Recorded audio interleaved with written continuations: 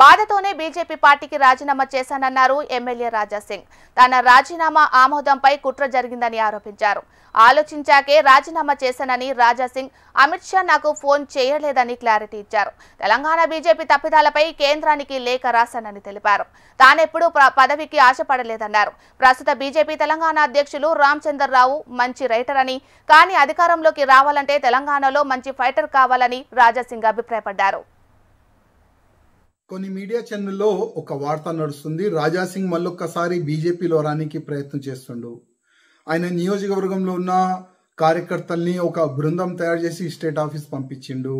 రాజాసింగ్ మళ్ళా అప్పుడు ఎందుకు రిజైన్ ఇచ్చిండు, మళ్ళీ ఇవాళ ఎందుకు ప్రయత్నం చేస్తుండని కొన్ని మీడియాలో ఒక వార్త నడుస్తుంది. నేను వాళ్ళకి ఆ వార్తకి నేను ఖండిస్తున్నాను.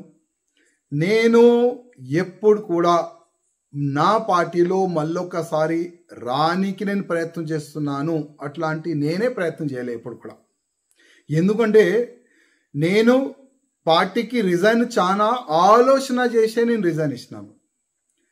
నా మనసులో ఉన్న మాటలు, లాక్స్ ఆఫ్ కార్యకర్తలు మనసులో ఉన్న మాటలు ఎప్పుడు నేను కేంద్రం వరకు నేను చెప్పను, కేంద్ర అధికారులు ముందు నేను చెప్పను.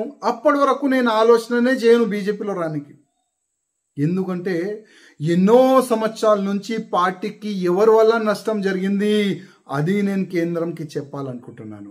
చాలా మంది కార్యకర్తలు లైఫ్ ఇచ్చేసినారు భారతీయ జనతా పార్టీకి. ఆ కార్యకర్తలకి ఏ విధంగా పక్కా పెట్టేసినారు ఆ మాటలు చెప్పాలనుకుంటున్నాను కేంద్ర అధికారులకి.